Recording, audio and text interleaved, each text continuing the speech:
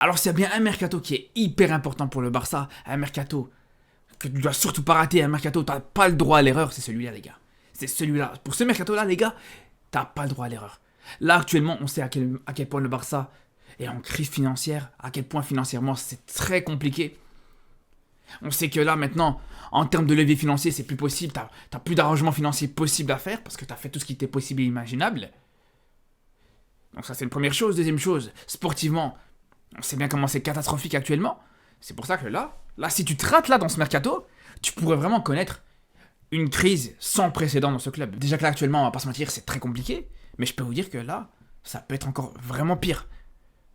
Comme on sait déjà, il faut savoir une chose, c'est que si le Barça en est là actuellement, si le Barça est dans une situation financière qui est très compliquée, et même dans une situation sportive d'ailleurs qui est compliquée, c'est pas à cause justement de mauvais résultats sportifs ou à cause d'un manque d'investisseurs ou un truc comme ça. Si le Barça en est dans cette situation actuellement, c'est juste à cause d'une seule chose, c'est à cause d'un ou de même plusieurs mercatos qui ont été mal gérés. Le recrutement de Dembélé, le recrutement de Griezmann, le recrutement de Coutinho, tous ces achats-là, tous ces joueurs-là que tu as achetés très cher, Ferran Torres aussi pareil d'ailleurs, ces joueurs que tu as achetés très cher et qui t'ont rien apporté financièrement, qui t'ont rien apporté derrière, qui ont vraiment été une perte financière pour le club, ces joueurs-là.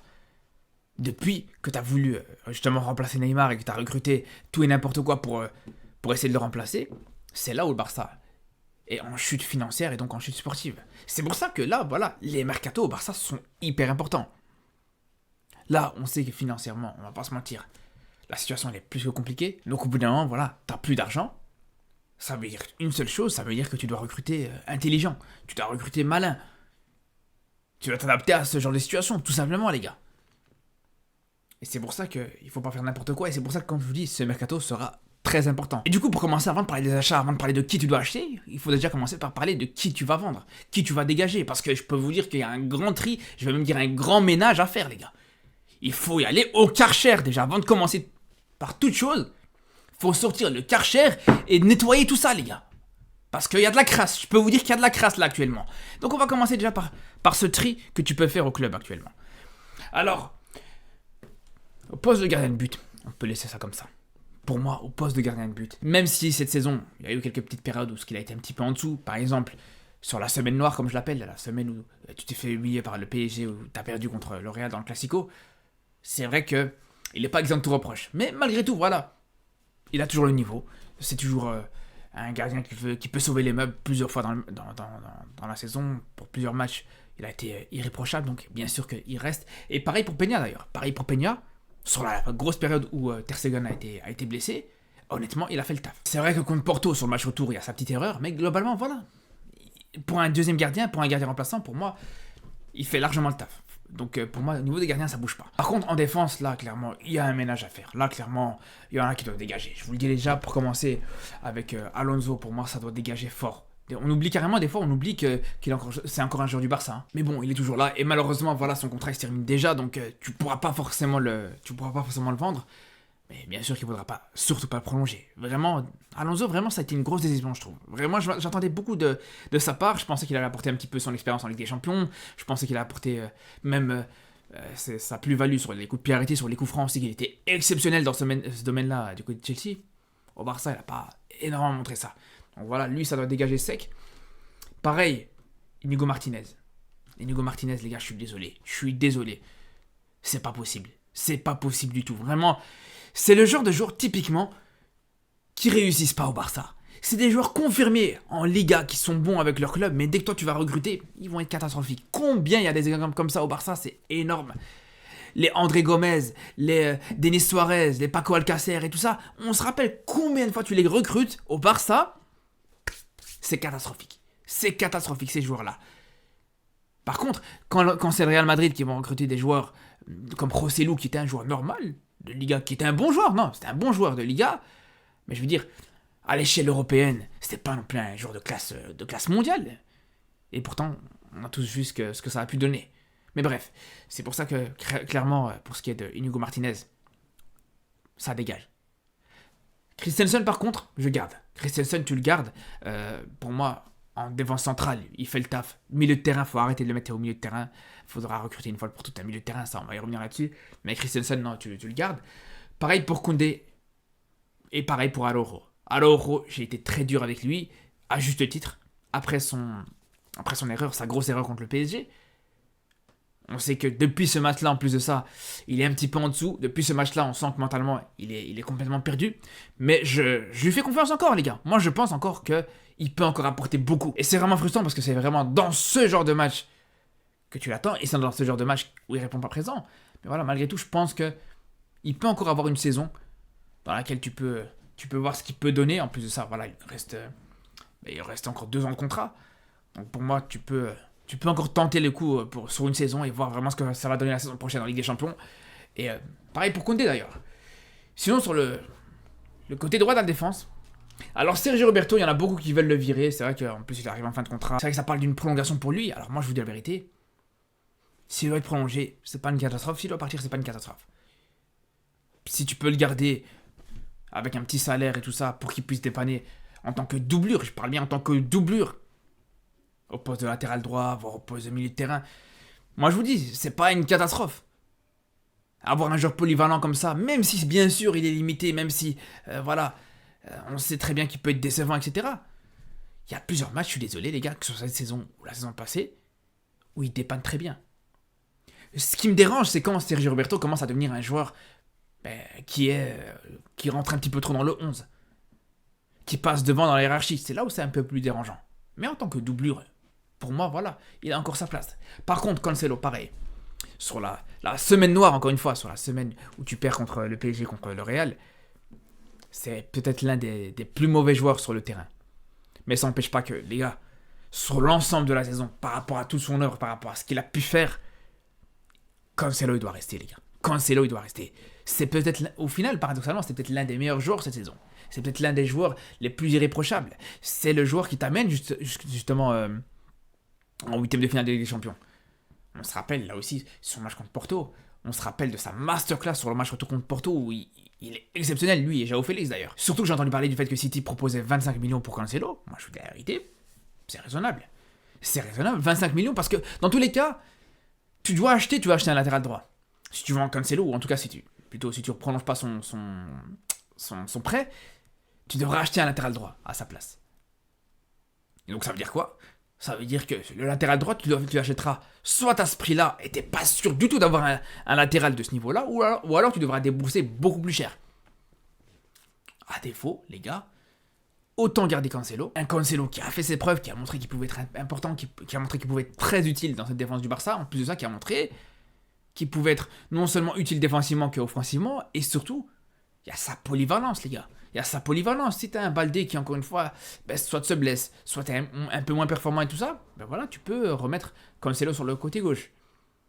Donc moi, voilà, comme je vous dis, Cancelo, je le garde. Après, au milieu de terrain, moi, je pense qu'il n'y a pas de suspense.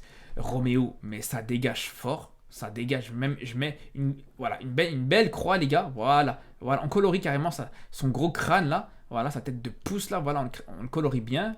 Qu'on voit plus sa tête. Voilà. Ça dégage. Roméo, ça dégage. La question, c'est même comment c'est possible que tu aies ramené ce joueur-là. Comment c'est possible que tu l'aies ramené. Comment c'est possible que tout le monde savait très bien qu'il allait rien apporter. Tout le monde savait que ce joueur était très limité, qu'il n'avait absolument pas sa place au Barça et que tu l'as ramené. C'est ça la question déjà de base. Mais bien sûr qu'il doit partir. Bien sûr qu'il faut le vendre. Bien sûr que ce serait un scandale s'il reste encore ne serait-ce qu'une semaine au Barça, les gars. Je vous le dis. Dès le début du mercato, dès que le mercato s'ouvre, pour moi, il faut le dégager. J'en ai rien à foutre. Faut pas déconner, les gars. Faut pas déconner. Je veux bien, le Barça actuellement, c'est compliqué. Crise financière, crise sportive et tout ça. Mais faut pas non plus être ridicule. Donc voilà, Roméo, ça dégage. Après, au milieu de terrain, Gundogan, franchement, sur cette saison, au début de saison, c'était un petit peu compliqué. Il a eu du mal à s'adapter, tout ça, franchement. Mais je trouve que, petit à petit, il s'adapte de plus en plus. Et franchement, ces derniers matchs au Barça, j'aime beaucoup. Et j'aime beaucoup son classico, par exemple. J'aime beaucoup, justement, quand il prend ce poste de numéro 6, quand il se positionne devant la défense, il est intéressant. Il dépanne très bien à ce niveau-là. Donc franchement, moi, Gundogan, bien sûr que je le garde. Pedri, pareil. Firmine, bien sûr, pareil. Par contre, Là, je sais qu'il y en a beaucoup qui vont être déçus. Là, je sais qu'il y en a beaucoup qui vont pas être d'accord avec moi. Mais je vous le dis, les gars, De Jong, merci. Merci pour tout, De Jong. Merci pour tes services rendus. Merci pour tes bons matchs que tu as pu faire de temps en temps en Liga. Mais De Jong, pour moi, De Jong, tant qu'il vaut encore une certaine valeur marchande, voilà, ça va plus mal de rentabiliser. Je vous le dis, les gars. Je suis désolé, hein, c'est la vérité. Hein. Mais par rapport à ce qu'il peut coûter, au niveau du salaire, au niveau de sa valeur marchande, et par rapport à ce qu'il peut apporter sur le terrain, je vous dis, c'est limité. Moi, je me rappelle, on va revenir sur l'exemple du Classico. Le Classico, les gars, vous pouvez tous revoir le Classico si vous n'avez pas vu sur le dernier match, bien sûr, sur le dernier Classico. Quand De Jong sort, le Barça joue mieux, les gars. Quand De Jong sort, le Barça joue mieux. Alors, je vous dis pas que c'est toujours le cas.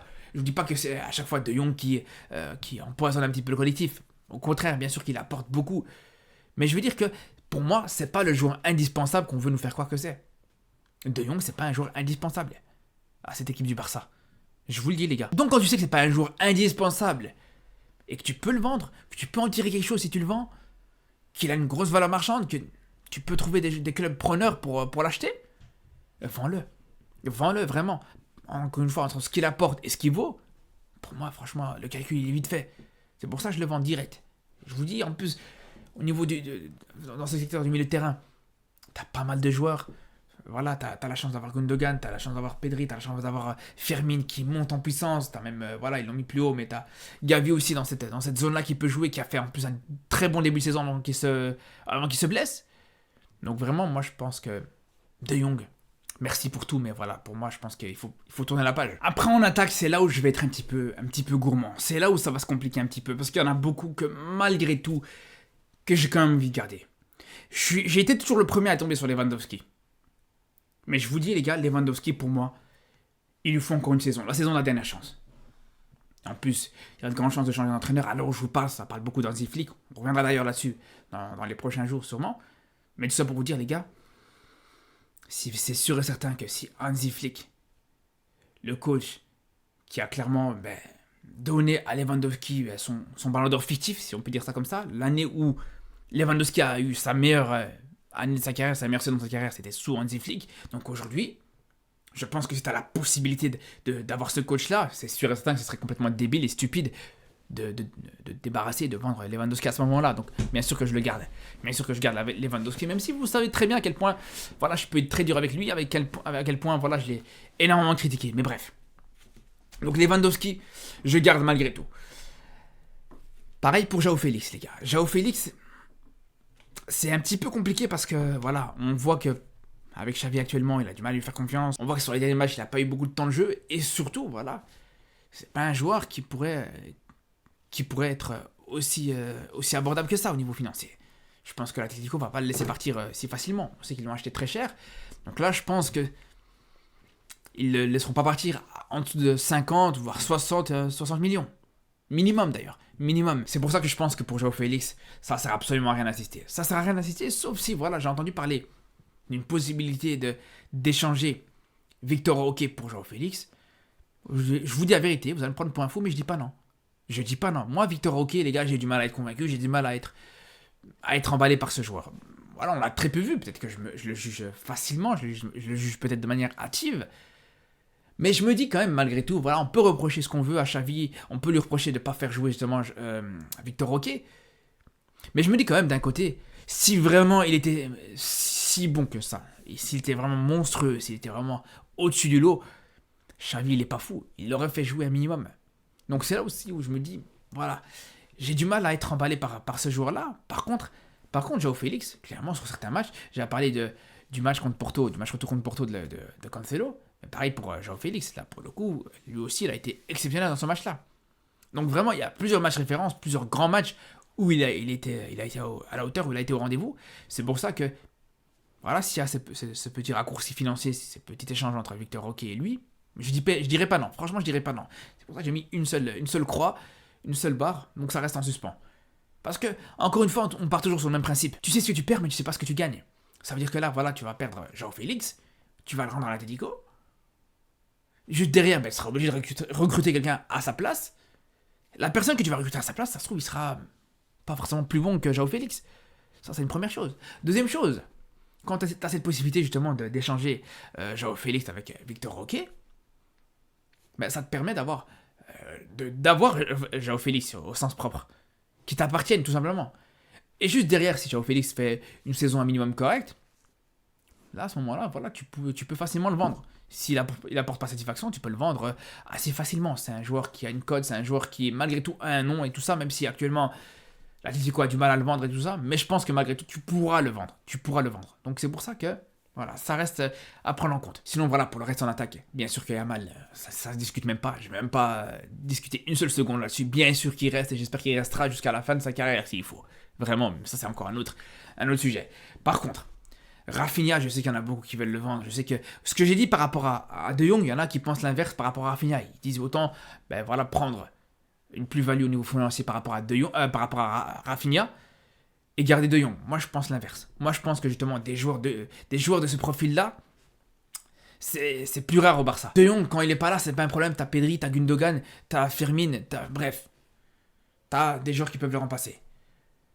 Par contre, Rafinha, quand il est pas là, ça devient plus vite, ça devient plus compliqué. En plus de ça, c'est maintenant où il commence un petit peu à porter satisfaction. Sa double confrontation contre le PSG, quand même, pour moi, elle reste quand même mémorable, les gars. Vraiment, quand on voit son match aller stratosphérique, quand on voit ce match autour aussi où il arrive à être décisif, moi je me dis, voilà, si tu l'as recruté, c'est pour ce genre de match-là. Donc si là, peut-être, cette double confrontation contre le PSG, ça a été peut-être son déclic, autant le garder. Vraiment, autant le garder. C'est-à-dire que là, si tu perds Joao Félix, qui est même pas forcément un ailier de métier, on va dire, c'est plus un faux neuf, voilà, en plus comme on le voit ici. Mais si tu le perds, ça voudra dire juste derrière que t'auras plus qu'un seul véritable ailier en personne de Yamal. Et puis là, voilà, si Yamal il se blesse, si tu veux juste le préserver tout simplement, parce qu'encore une fois, on rappelle son âge, on rappelle qu'il est très jeune, on rappelle qu'il faut pas le cramer. Voilà, Rafinha peut servir à ça, les gars, aussi. Donc non, pour moi, Rafinha, je le garderai encore. Par contre, voilà, ouais, j'ai oublié de préciser Gavi aussi, bien sûr. Ça, je l'avais dit en parlant des milieux de terrain, Gavi, tu le gardes. Et bien sûr, pour terminer, voilà, Ferran Torres, mais bien sûr que ça dégage. Mais bien sûr, ouais, mais il manquait plus que ça. Bien sûr que ça dégage, j'espère vraiment qu'il y a moyen de le vendre le plus cher possible. D'essayer de rentabiliser un maximum, mais ça va être compliqué, hein. Bien sûr, qui va lâcher 70 millions, c'est impossible. Mais voilà, tant que tu peux le vendre, vends-le. Vends-le, Ferran Torres, vends-le. J'espère qu'il fera un bon euro et que tu pourras le vendre le plus cher possible. Du coup, maintenant qu'on a parlé des ventes, maintenant qu'on a rempli les caisses du Barça, d'ailleurs ça m'a permis de me refaire les cheveux, maintenant on va parler du recrutement. Alors quand je parle du recrutement, je dis pas forcément qu'il faut claquer tout l'argent que tu as pu avoir avec les ventes que tu as pu faire cet été. Pour moi, dans le recrutement, il faut rester prudent. On sait très bien que le Barça ne peut pas se permettre de tout dépenser, on sait très bien que le Barça a d'énormes dettes à devoir payer. C'est pour ça que je pars du principe qu'il faut dépenser un minimum dans ce mercato. Et là justement, je vais vous proposer un recrutement à 0€, les gars. Un recrutement qui peut être plus qu'intéressant, qui peut être vraiment un très bon recrutement, mais sans ne rien dépenser. Alors pour commencer, au poste de latéral gauche, après le départ de Marcos Alonso, je vous dis la vérité, pour moi je pense que ça sert à rien de le remplacer. Bon, je vous rassure, je vais pas faire ça à tous les postes, sinon c'est facile de faire un recrutement à 0€ si on fait ça comme ça, mais blague à part, je pense pas forcément qu'il y a besoin absolument d'un nouveau latéral gauche. On a déjà 3 voire 4 joueurs qui peuvent jouer au poste de latéral, entre Cancelo, Sergio Roberto, Koundé, voire Araujo. 4 joueurs qui peuvent jouer latéral droit et 2 joueurs qui peuvent jouer latéral gauche. Pour moi, c'est largement suffisant. Il suffit juste en plus de ça qu'il y ait un joueur de la Masia qui puisse remplir ce poste-là, qui puisse faire la doublure de Baldé sur le côté gauche, voire de Cancelo. Pour moi, t'as absolument besoin de rien d'autre. Après voilà, ça demande aussi que Baldé revienne le plus rapidement possible de sa blessure, qu'il reprenne un bon rythme à son retour. Mais je pense que d'ici au moins le mercato d'hiver, tu peux tenir comme ça sans problème. Et si t'as un Baldé justement qui est à 100%, qui est très bien et qui peut enchaîner les matchs, qui retrouve un bon rythme, qui retrouve un bon niveau, ça confirme encore plus que t'avais pas forcément besoin d'acheter un nouveau latéral. Donc voilà, ça c'est une chose. Après, pour la défense centrale, je prendrais Mario Hermoso de l'Atlético sans hésiter une seule seconde. Le fait d'avoir un joueur comme ça, de cette qualité-là, qui est gratuit, qui est libre sur le marché des transferts, honnêtement, c'est une chance énorme. Je pense qu'il faut absolument foncer dessus. Et si tu le recrutes, ça peut être une très bonne chose. Je pense qu'en plus de ça, tu ne prendrais pas un risque énorme. Parce qu'en défense centrale, tu as de la qualité. Parce qu'encore une fois, il ne faut pas oublier aussi qu'il y a Koubarsi dans cette défense centrale. Donc tu as de la qualité en défense centrale. C'est le joueur qui peut à la fois apporter cette concurrence justement être une doublure pour les centraux, mais en plus de ça, voilà, je pense qu'il peut même prétendre à une place de titulaire, pourquoi pas. Et en plus de ça, ce qui est incroyable avec Hermoso, c'est qu'il peut aussi jouer au poste de latéral gauche. C'est pour ça que franchement, ça serait vraiment le coup idéal à faire pour le Barça, à tous les niveaux. Après, si on continue, en tant que milieu défensif, j'avais pensé à Ndidi. Ndidi, les gars. Ndidi gratuitement, franchement, c'est pas volé. En sachant qu'il y a quelques temps d'ici, le Barça était intéressé par Ndidi quand il valait quelque chose. En tout cas, quand il n'était pas gratuit. Là, maintenant, quand tu sais qu'il est gratuit, un joueur de qualité, un joueur expérimenté, qui a l'habitude de jouer en Première Ligue, qui a joué aussi en Championship, qui n'est pas forcément un championnat facile non plus, pour moi, tu dois pas hésiter. C'est un joueur qui peut paraître en apparence un joueur rugueux, qui n'est pas forcément à l'aise balle au pied. C'est tout le contraire. Il est très à l'aise aussi balle au pied. Il a cette capacité à pouvoir relancer, à faire les premières relances, à jouer dans la profondeur, à jouer dans la verticalité. Et pour moi, vraiment, il peut avoir un profil intéressant pour le Barça. Alors bien sûr, à ce poste-là, qui est un poste vraiment problématique, qui est un poste aussi qui est très important, là, bien sûr que si tu dois recruter en mettant de l'argent, en mettant des grosses sommes, ça peut être compréhensible aussi. Si tu peux recruter un Kimmich, surtout que maintenant, tu pourrais avoir un coach qui puisse mettre Kimmich en évidence. Je pense qu'il y a de grandes chances que Hansi Flick joue en 4-2-3-1. Donc, il y a de grandes chances, comme je vous dis, de voir Kimmich être dans les meilleures conditions par rapport à ça. Donc, bien sûr que si tu as la possibilité de recruter Kimmich, on va pas cracher dessus. C'est vrai que c'est une grosse somme, c'est une très grosse somme. C'est pour ça que, avant l'arrivée d'Hansi Flick, je n'étais pas forcément convaincu par l'arrivée de Kimmich parce que j'aurais eu peur d'investir autant sur lui et qu'il puisse pas répondre présent. Ça aurait été vraiment un gros problème. Mais là, je pense qu'avec Hansi Flick, ça va être totalement différent. Ça, c'est une première chose. Deuxième chose, si Kimmich, ça peut pas se faire, t'as une possibilité comme Onana. Pour moi, vraiment, Amadou Onana, je vous le dis, les gars, ça peut être un très gros coup. Je parle bien de Onana, le Belge d'Everton, je parle pas du gardien, bien sûr. Pour moi, ça peut être un très très grand coup. C'est pas cher, c'est pas très cher pour la qualité qu'il peut avoir. C'est très solide défensivement. Techniquement, il est beaucoup plus à l'aise que ce qu'il peut en avoir à l'air. Moi, franchement, Onana, des fois, quand je le vois, il me fait penser beaucoup à Yaya Touré, par exemple. Vraiment, je pense qu'au Barça, il pourrait avoir des très très belles années devant lui. En plus, il est très jeune. Je vous le dis, s'il y a moyen de sauter sur l'occasion, je signe direct. Mais bon, voilà, si on part du principe que tu recrutes gratuitement, Ndidi, pour moi, je vous dis, c'est pas dégueu du tout. C'est vraiment pas dégueu. Et en plus de ça, les gars, je vais vous dire une chose. C'est que si t'attends un an, tu pourrais même recruter Amrabat aussi gratuitement. Je dis ça, je dis rien, les gars. Pour moi, vraiment, Amrabat, pour ceux qui ont suivi ces 4 derniers matchs avec United, pour ceux qui ont suivi, même si, bien sûr, qu'il fait pas une grosse saison, avec United, il lui a fallu une grosse période d'adaptation en Première Ligue. Mais quand on le connaît, les gars, quand on le connaît vraiment bien, je vous le dis, si l'année prochaine tu peux avoir Amrabat gratuitement, c'est pas volé du tout. Vraiment, ça peut être un très très gros coup aussi. Après, pour remplacer De Jong, pour moi, c'est pas si indispensable que ça, encore une fois, avec la qualité que tu as au milieu de terrain, avec Gundogan, avec Fermin Lopez, avec Pedri, avec Gavi. Est-ce que c'est vraiment indispensable de casser la tirelire pour aller chercher un gros milieu de terrain relayeur, offensif? À part si, bien sûr, on a la certitude et la confirmation qu'Hansi Flick veut jouer en 4-2-3-1 et veut jouer avec un vrai numéro 10. Là, c'est vrai que t'as pas le choix, je suis d'accord. Après, en attaque, les gars, je sais que vous allez me prendre pour un fou. Mais pour moi, il y a un joueur qui est actuellement libre sur le marché des transferts, que tu peux avoir gratuitement, qui aura pas un salaire qui sera très élevé en plus de ça. C'est un joueur qui est passé par Naples, qui a joué en Liga. C'est un joueur qui a une qualité technique qui est exceptionnelle. Ça le compare souvent à Mahrez. En général, on l'appelle souvent le nouveau Mahrez. Et je peux vous dire que c'est pas du tout un surnom qu'il a volé parce que, en termes de qualité technique, ce joueur est monstrueux. Le seul problème qu'il peut avoir, c'est son manque de discipline. Je parle bien sûr de Adamounas. Adamounas, les gars. Je suis pas algérien, les gars, je suis marocain. Mais pourtant, je peux vous dire que Adamounas, si tu peux l'avoir gratuitement, c'est un joueur que tu peux vraiment, vraiment très très bien exploiter. Vraiment. C'est un joueur qui peut en plus être totalement compatible au Barça. Bon, là je le mets à gauche, mais c'est un joueur qui joue surtout sur le côté droit. Il peut jouer sur les deux côtés, mais il joue surtout sur le côté droit. Il a un pied gauche qui est monumental. Son seul problème peut-être qu'il a pu avoir justement du côté du LOSC, c'est, comme je vous dis, son manque de discipline, son manque d'implication parfois aux entraînements et tout ça. Mais voilà, au bout d'un moment, quand tu as un club en crise, c'est le genre de coup que tu dois tester. Un peu comme avec Cancelo au final, qui a très bien été relancé par Xavi, il faut dire la vérité. Cancelo, beaucoup ne croyaient pas en lui au Barça. Parce que lui aussi, il avait ses problèmes de comportement, c'est un joueur qui en fait qu'à sa tête et tout ça.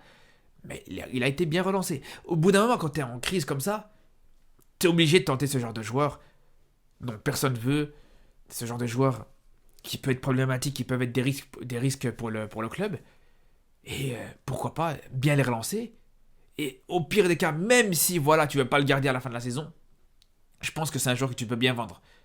Tu le fais passer par le Barça, tu lui fais jouer quelques matchs de Ligue des Champions, même s'il n'est pas stratosphérique, en fin de saison, tu seras d'office gagnant avec ce genre de joueur, je vous le dis. Et pour terminer, les gars, pour moi, ce joueur, cet attaquant, ce numéro 9, ça pourrait être le meilleur coup pour le Barça, si tu arrives à l'avoir. C'est un joueur qui est aussi gratuit, c'est un joueur en plus qui a beaucoup de clubs sur lui cette saison, ce qui est tout à fait normal. À partir du moment où il est gratuit, à partir du moment où il n'a pas prolongé, c'est tout à fait normal qu'il y a beaucoup de clubs qui sont sur lui et qui veulent le recruter gratuitement, parce que je vous dis, c'est un coût énorme. C'est un joueur qui peut très bien concurrencer Lewandowski, qui pourra vraiment lui mettre cette pression. Quand on a été beaucoup à regretter un petit peu le départ d'Aubameyang par rapport au fait que justement ça aurait pu être intéressant cette concurrence qu'il aurait pu avoir avec Lewandowski, on peut avoir un joueur qui est peut-être dans un registre différent que Lewandowski, mais qui aujourd'hui a vraiment les qualités pour concurrencer Lewandowski. Et si Lewandowski est pas bon, il peut répondre largement présent. Je parle tout simplement de Iheanacho, les gars. Un joueur pareil, libre sur le marché des transferts, ça arrive pas 100 fois, les gars. Ça arrivera qu'une seule fois. Je vous dis, ça serait un coup énorme, peut-être même le plus gros coup que tu pourrais faire sur ce mercato avec les joueurs que tu pourrais recruter gratuitement. Peut-être avec Hermoso à la limite, mais vraiment, ça serait un coup énorme pour le Barça et j'espère vraiment que ça pourrait se faire. Après, franchement, quand je vois cette équipe-là, je me dis, c'est vraiment pas mal. Pour un mercato où tu as dépensé 0€, c'est pas dégueu du tout, les gars. Vraiment. Après, je dis pas que le Barça ne doit pas dépenser. Bien sûr qu'il faut dépenser aussi. Je pense que tu dois dépenser. Et comme je vous dis, s'il y a moyen de reprendre un autre milieu de terrain, en plus d'Ndidi par exemple, bien sûr que tu vas pas cracher dessus. Après, voilà, dites-moi ce que vous pensez de ce mercato. Dites-moi, vous aussi, si vous auriez pu recruter d'autres joueurs gratuitement sans rien dépenser. Je serais curieux d'entendre vos propositions. Sur ce, on se dit à très vite pour une nouvelle vidéo. Et surtout d'ici là, prenez soin de vous.